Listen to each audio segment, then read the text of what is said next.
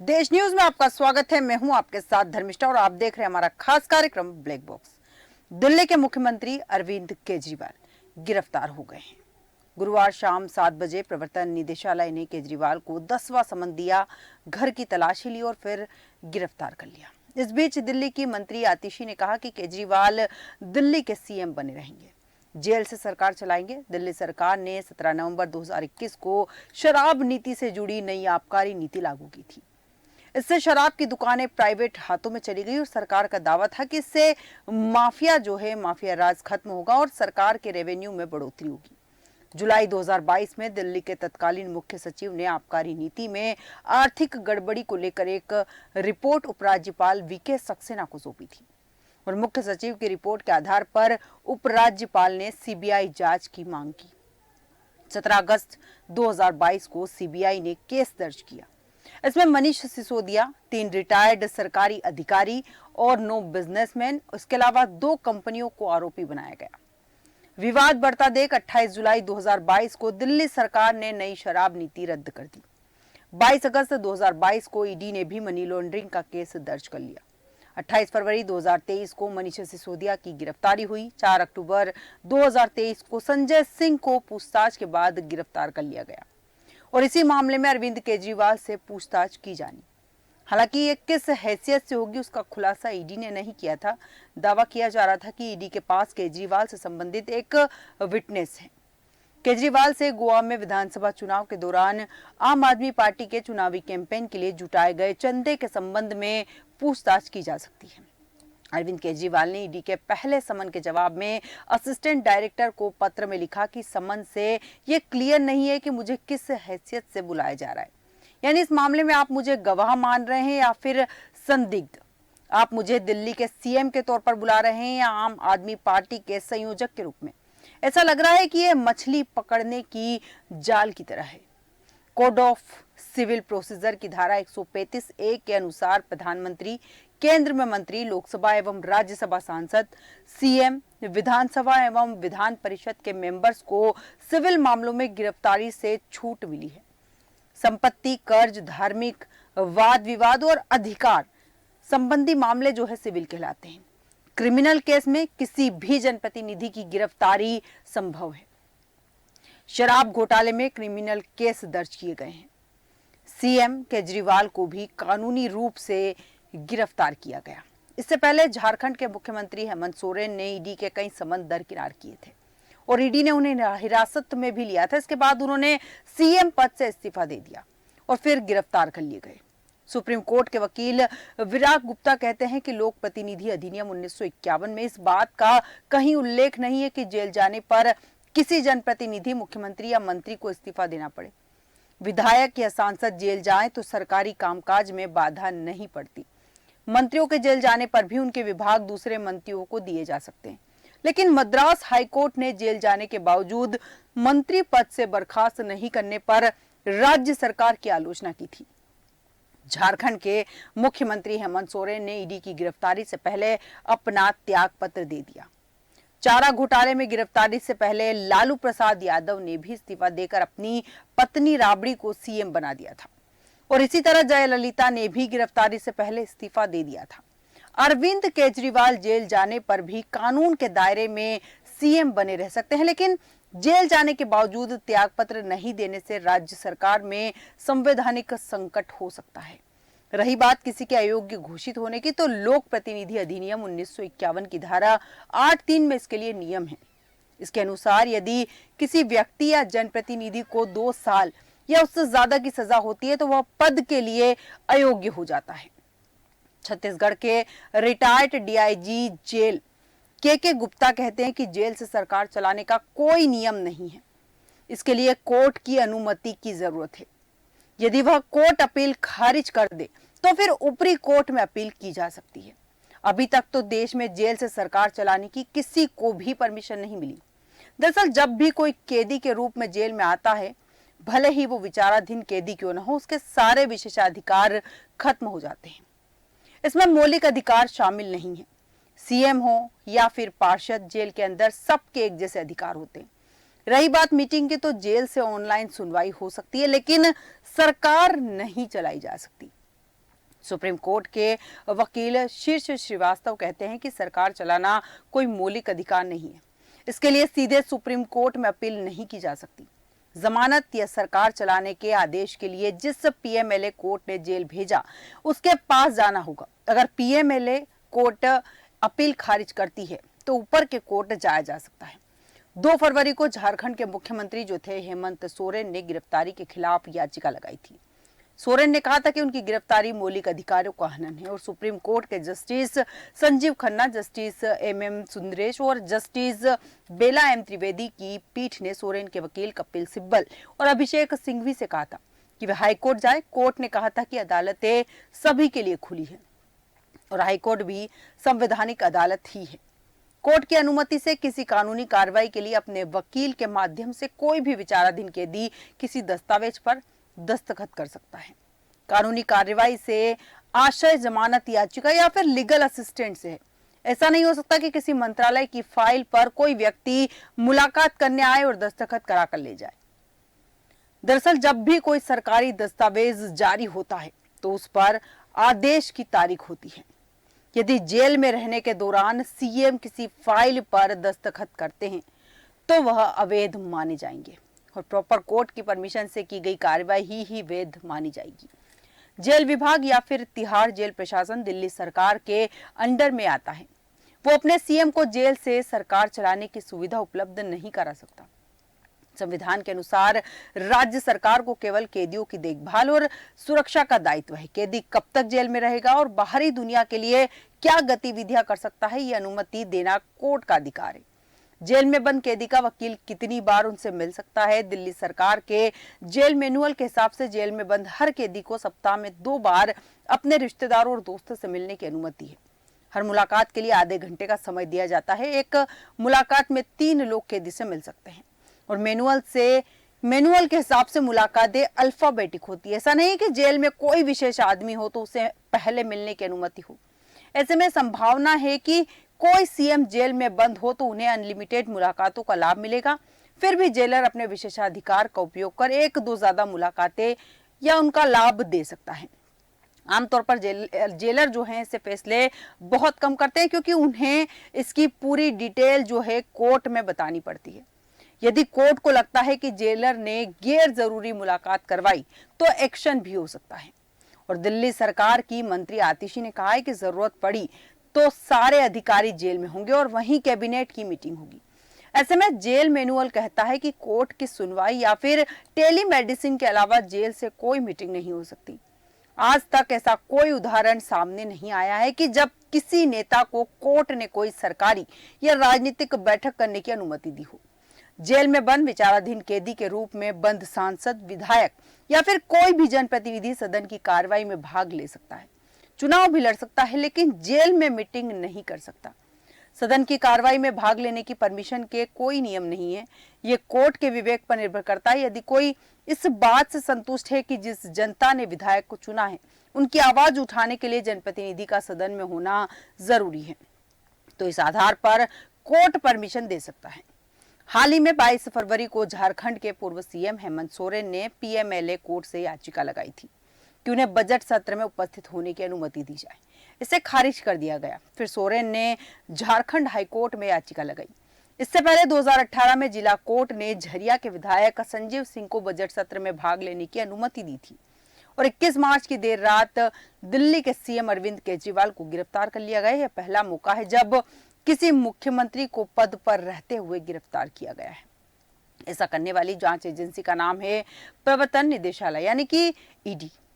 पिछले कुछ सालों में ईडी की ताबड़तोड़ कार्रवाइयों ने सुर्खियां बटोरी है और इस जांच एजेंसी को अब सीबीआई और एनआईए से भी ज्यादा ताकतवर माना जाता है। हालांकि ईडी के शिकंजे में आए 85% नेता विपक्ष के होते हैं। आजादी के बाद के सालों में विदेशों में चल रहे स्टॉक एक्सचेंज में लेन देन करने वाले लोगों की जांच की जरूरत महसूस हुई। इसके लिए देश की आजादी के समय से एक कानून था, फॉरेन एक्सचेंज रेगुलेशन एक्ट यानी फेरा। 1947 साल 1956 में देश में जवाहरलाल नेहरू की सरकार थी। इस दौरान आर्थिक मामलों के विभाग ने एक अलग यूनिट बनाने का प्रस्ताव रखा था। इस यूनिट का नाम था एनफोर्समेंट यूनिट। एक साल बाद 1957 में इस यूनिट की शुरुआत हो गई। दिल्ली में इसका ऑफिस खोला गया और एक लीगल सर्विस अफसर इसका कर्ता धर्ता बना दिया। ये इस यूनिट के डायरेक्टर थे। इसके बाद आरबीआई के एक अन्य अधिकारी को इस डायरेक्टर का असिस्टेंट बना दिया गया। साथ ही 3 इंस्पेक्टर रैंक के पुलिस अफसर भी इस यूनिट में शामिल किए गए। बॉम्बे, मद्रास और कलकत्ता में एनफोर्समेंट यूनिट की 3 शाखाएं भी खोली गई, क्योंकि इन तीनों शहरों में स्टॉक एक्सचेंज हुआ करते थे। इसके बाद इस संस्था का नाम बदलकर एनफोर्समेंट यूनिट की जगह एनफोर्समेंट डायरेक्टर यानी कि ईडी रख दिया गया। और साल 1960 में ईडी का प्रशासनिक नियंत्रण आर्थिक मामलों के विभाग से लेकर राजस्व विभाग को दे दिया गया। कुछ वक्त बाद साल 1947 का फॉरेन एक्सचेंज रेगुलेशन एक्ट निरस्त हो गया और इसकी जगह 1973 में आए नए फॉरेन एक्सचेंज रेगुलेशन एक्ट ने ले ली। फेरा 1947 की जगह फेरा 1973 आ गए और इसी जगह नए कानून के तहत ईडी का काम करने लगा। साल 1973 से साल 1977 तक ईडी का department of personal and administrative reforms यानी कि कार्मिक एवं प्रशासनिक सुधार विभाग का प्रशासनिक नियंत्रण रहा और ईडी ने कई बड़े हाई प्रोफाइल लोगों से जुड़े मामले हैंडल किए। मसलन महारानी गायत्री देवी, जयललिता, टीटीवी दिनकरन, हेमा मालिनी, विजय माल्या, रिलायंस के प्रतिद्वंदी आरके ग्रुप और बीसीसीएल के चेयरमैन अशोक जैन से जुड़े मामलों में फेरा कानून के उल्लंघन के आरोप में ईडी ने जांच की और फेरा के तहत ईडी को बिना वारंट किसी व्यक्ति को गिरफ्तार करने या फिर उसके ऑफिस में घुसने का अधिकार था। ईडी पर 3rd डिग्री टॉर्चर के आरोप भी लगे। 90 के दशक तक ईडी का ज्यादा डर उद्योगपतियों के बीच ही रहा और साल 2000 में फेरा को इसके बहुत सख्त होने के चलते निरस्त कर दिया गया। इसकी जगह पर आए फेमा कानून के तहत विदेशी मुद्रा से जुड़े अपराधों को सिविल ऑफिस में बदल दिया गया और इसके चलते अब ईडी लोगों को गिरफ्तार कर हिरासत में नहीं रख सकती। साल 2002 में केंद्र में अटल बिहारी वाजपेयी की सरकार थी। इस दौरान prevention of money laundering act यानी कि पीएमएलए संसद में पेश किया गया और 2004 में कांग्रेस की अगुवाई वाले यूपीए गठबंधन की सरकार बनी और पी चिदम्बरम वित्त मंत्री थे। 1 जुलाई को 2005 यूपीए सरकार ने अटल सरकार के समय बने पीएमएलए कानून को लागू कर दिया। फिर यूपीए सरकार ने ही 2012 में पीएमएलए संशोधन अधिनियम लाकर इसके तहत आने वाले अपराधों का दायरा बढ़ाया। इसमें धन छुपाने, अधिग्रहण और धन के आपराधिक कामों में इस्तेमाल को शामिल किया गया। इस संशोधन की बदौलत ईडी को कुछ और विशेषाधिकार मिले और मसलन पीएमएलए ईडी को राजनीतिक घोटालों पर कार्रवाई का भी अधिकार देता है। इसके बाद विदेशों में शरण लेने वाले आर्थिक मामलों के अपराधियों की तादाद बढ़ी तो इससे निपटने के लिए बीजेपी की अगुवाई वाली एनडीए सरकार ने साल 2018 में भगोड़ा आर्थिक अपराधी अधिनियम यानी कि FEOA पास कर दिया। इस कानून के तहत कार्रवाई करने की जिम्मेदारी भी ईडी के पास आ गई। जब किसी थाने में 1 करोड़ रुपए या फिर उससे ज्यादा की रकम गलत तरीके से कमाने का मामला दर्ज हो तो यह सूचना पुलिस ईडी को देती है। इसके अलावा अगर ऐसा कोई मामला ईडी के स्वतः संज्ञान में आए तो वो खुद थाने से एफआईआर या फिर चार्जशीट की कॉपी मंगा सकती है। इसके बाद ईडी ये देखती है कि मामला मनी लॉन्ड्रिंग का तो नहीं है। 2022 का वो किस्सा याद कीजिए जब एक के बाद एक 8 राज्यों ने सीबीआई को अपने यहाँ बिना परमिशन घुसने से रोक दिया।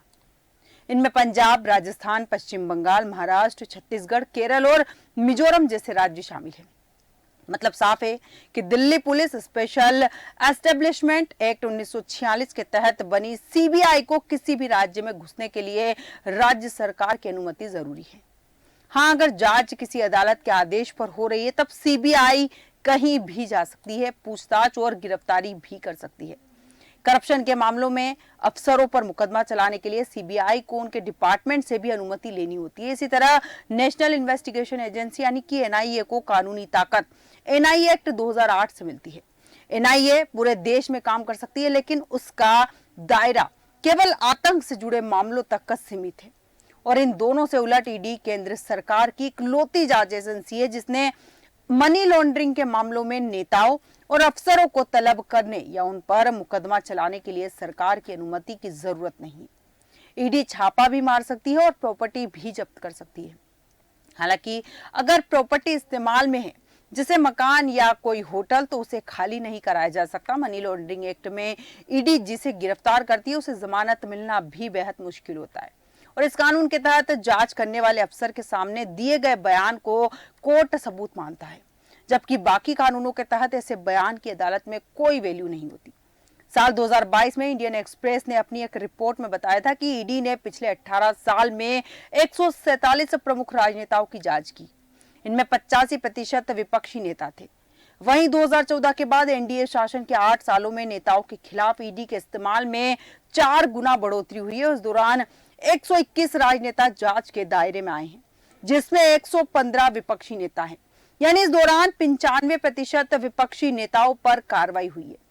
यूपीए शासन यानी कि 2004 से 2014 के बीच ईडी ने सिर्फ 26 राजनेताओं की जांच की और इनमें विपक्ष के 14 यानी करीब 54% नेता शामिल थे। और विपक्षी दलों की ओर से सवाल उठाए जाने के बाद ईडी ने 31 जनवरी 2023 तक दर्ज केसों के बारे में डेटा जारी किया था। ईडी के मुताबिक पीएमएलए कानून आने के बाद से 31 जनवरी 2023 तक 5,906 केस दर्ज किए गए और इनमें से सिर्फ 2.98% यानी 176 केस विधायक, पूर्व विधायक, एमएलसी, सांसद, पूर्व सांसदों के खिलाफ दर्ज किए और इन केसों में से 1,142 में चार्जशीट दाखिल की जा चुकी है, जबकि 513 लोगों को गिरफ्तार भी किया गया है। इनमें से 25 केस में ट्रायल पूरा हो चुका है और 24 केसों में आरोपी दोषी ठहराए गए हैं, जबकि एक मामले में आरोपी को बरी कर दिया गया। ईडी के मुताबिक मनी लॉन्ड्रिंग एक्ट के तहत इन 24 केसों में से 45 आरोपी दोषी पाए गए हैं। 21 मार्च 2024 यानी गुरुवार की शाम 2 बड़ी हैपनिंग्स हुई। शाम 6:30 बजे चुनाव आयोग ने अपनी वेबसाइट पर इलेक्टोरल बॉन्ड का पूरा डेटा सार्वजनिक किया और शाम 7 बजे ईडी की टीम दिल्ली सीएम अरविंद केजरीवाल के आवास पहुंची और देर रात उन्हें दिल्ली शराब घोटाला मामले में गिरफ्तार कर लिया। इलेक्टोरल बॉन्ड को डेटा से पता लगा कि दिल्ली सरकार घोटाले में एक अन्य आरोपी पी शरद चंद्र रेड्डी की कंपनी अरबिंदो फार्मा ने बीजेपी को कुल 34 करोड़ से ज्यादा का चंदा दिया है और इसमें 5 करोड़ रुपए तो शरद की गिरफ्तारी के महज 5 दिन बाद ही दिए गए। शरद इस मामले में अप्रूवर यानी कि सरकारी गवाह बन गए। इसकी शुरुआत का खुलासा न्यूज ऑर्गेनाइजेशन और स्वतंत्र पत्रकारों के प्रोजेक्ट इलेक्टोरल बॉन्ड ने किया और दिल्ली सरकार ने 17 नवंबर 2021 को शराब बिक्री से जुड़ी नई आबकारी नीति लागू की थी। इससे शराब दुकानें प्राइवेट हाथों में चली गई और सरकार का दावा था कि इससे माफिया राज खत्म होगा, सरकार के रेवेन्यू में बढ़ोतरी होगी, लेकिन ऐसा कुछ देखने में नहीं आया। रिपोर्ट आई, रिपोर्ट में गड़बड़ी के ख्याल आए और उसके बाद उपराज्यपाल ने यह जांच सीबीआई को सौंपी। 17 अगस्त 2022 को सीबीआई ने केस दर्ज किया और इसमें मनीष सिसोदिया, रिटायर्ड सरकारी अधिकारी, बिजनेसमैन और कंपनियों को आरोपी बनाया गया और इन्हीं 9 बिजनेसमैन में से एक अरबिंदो फार्मा कंपनी के डायरेक्टर पी शरद चंद्र रेड्डी भी थे। 15 मार्च 2024 को ईडी ने इसी आरोप में तेलंगाना के पूर्व मुख्यमंत्री के चंद्रशेखर राव की बेटी के कविता को भी गिरफ्तार किया है और ईडी ने दिल्ली शराब घोटाले में शामिल इन दोनों को साउथ ग्रुप का सदस्य कहा। साउथ ग्रुप में इन दोनों के अलावा राघव गमुंगटा और मंगुटा श्रीनिवासुलू रेड्डी के नाम भी शामिल है और ईडी की चार्जशीट के मुताबिक मंगुटा श्रीनिवासुलू ने 14 जुलाई 2023 को दी अपने बयान में जांच एजेंसी को बताया था कि मार्च 2021 में दिल्ली में शराब कारोबार के निजीकरण करने के एड को देखकर मैं अरविंद केजरीवाल से मिला था।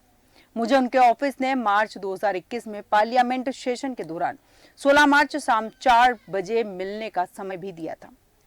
चार्जशीट के मुताबिक अरविंद केजरीवाल ने उस वक्त मंगुटा को बताया कि तेलंगाना के चीफ मिनिस्टर चंद्रशेखर राव की बेटी कविता भी दिल्ली में शराब कारोबार करने के लिए मुझे अप्रोच कर चुकी है।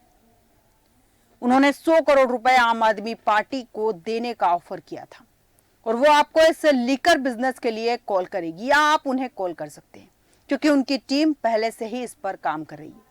विवाद बढ़ता देख 28 जुलाई 2022 को दिल्ली सरकार ने नई शराब नीति रद्द कर दी और 22 अगस्त 2022 को ईडी ने भी मनी लॉन्ड्रिंग केस दर्ज कर लिया।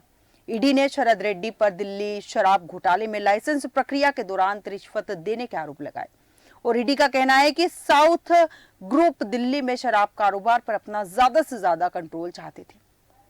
जांच एजेंसी का दावा है कि आम आदमी पार्टी ने साउथ ग्रुप से मिले चंदे के पैसे का इस्तेमाल गोवा चुनाव में किया था और 10 नवंबर 2022 को ईडी ने इस केस में अरबिंदो फार्मा के डायरेक्टर रेड्डी को गिरफ्तार भी किया था। करीब 7 महीने बाद जून 2023 को शरद रेड्डी दिल्ली शराब घोटाले में सरकारी गवाह बन गए और इलेक्टोरल बॉन्ड के डेटा से पता चला है कि 15 नवंबर 2022 यानी शरद रेड्डी की गिरफ्तारी से 5 दिन बाद उनकी कंपनी अरबिंदो फार्मा ने 5 करोड़ रुपए के इलेक्टोरल बॉन्ड खरीदे और बीजेपी ने इस बॉन्ड को 6 दिन बाद 21 नवंबर 2022 को इनकेश करा लिया। करीब साल भर बाद नवंबर 2022 में अरबिंदो फार्मा कंपनी ने दोबारा से 25 करोड़ के बॉन्ड खरीदे और कुछ दिनों बाद ही बीजेपी ने इस बॉन्ड को कैश करवा लिया। यानी शरद रेड्डी की गिरफ्तारी के बाद उनकी कंपनी ने बीजेपी को कुल 30 करोड़ रुपए का चंदा दिया और इस दौरान वो दिल्ली शराब घोटाले में सरकारी गवाह बन गए। शरद रेड्डी की कंपनी अरबिंदो फार्मा ने 2019 से 2024 के बीच कुल 52 करोड़ रुपए के बॉन्ड खरीदे। इनमें से 34 करोड़ रुपए से ज्यादा पैसा कंपनी ने अकेले बीजेपी को दिया। इसके अलावा 15 करोड़ रुपए भारत राष्ट्र समिति और तेलुगु देशम पार्टी को 2.5 करोड़ रुपए दिए। अरबिंदो फार्मा लिमिटेड हैदराबाद की दवा बनाने वाली कंपनी है। पी शरद चंद्र रेड्डी इस कंपनी के डायरेक्टर है और वो आंध्र प्रदेश क्रिकेट एसोसिएशन से भी जुड़े। इसके बाद राज्यसभा सांसद की विजया साई रेड्डी के दामाद है और जगन मोहन रेड्डी के करीबियों में अरबिंदो फार्मा कंपनी का नाम भी आता है।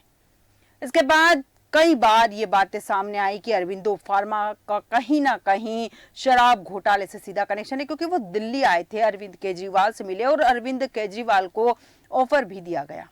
2012 में पहली बार अरबिंदो फार्मा कंपनी विवादों में आई जब सीबीआई ने आंध्र प्रदेश के वर्तमान मुख्यमंत्री जगन मोहन रेड्डी के खिलाफ आय से अधिक संपत्ति का केस दर्ज किया था। तब ये पहली बार माहौल में आई थी, पहली बार खबरों में ये कंपनी शामिल हुई थी और उस वक्त भी इस पर ध्यान नहीं दिया गया। इस मामले में शरद चंद्र रेड्डी को आईपीसी की धारा 120 बी आपराधिक षड्यंत्र रचना और धारा 420 धोखाधड़ी के तहत आरोपी बनाया गया। अब भी यह मामला सीबीआई स्पेशल कोर्ट में चल रहा है और केंद्रीय जांच एजेंसियों की कार्रवाई के बाद चंदा देने वाली कंपनियों की लिस्ट में अरबिंदो फार्मा एक लौती कंपनी है। बॉन्ड के जरिए सबसे ज्यादा राजनीतिक चंदा देने वाली 30 कंपनियों में 14 ऐसी है जिन पर केंद्रीय या फिर राज्य एजेंसियों की कार्रवाई हुई है। चुनाव आयोग के जरिए साझा किए गए कंपनियों की लिस्ट में 30 कंपनियां ऐसी है जिन्होंने छापेमारी के ठीक बाद चंदा दिया है। मतलब साफ है कि कहीं ना कहीं बचने की कोशिश की गई है और अरविंद केजरीवाल को नो समन मिले, नो समन के बाद भी उनका पेश नहीं होना कहीं ना कहीं से इशारा किया जा रहा था कि सलाखों के पीछे जाने वाले हैं केजरीवाल। हालांकि इस्तीफा अभी तक उन्होंने नहीं दिया है और कह रहे हैं कि जेल से सरकार चलाएंगे और इसका कोई नियम और कोई प्रावधान नहीं है। अब देखना दिलचस्प होगा कि केजरीवाल की जेल से सरकार चलाने की इच्छा पूरी होती है या नहीं होती है। हमारे आज के खास कार्यक्रम में इतना ही। बने रहिए देश न्यूज के साथ।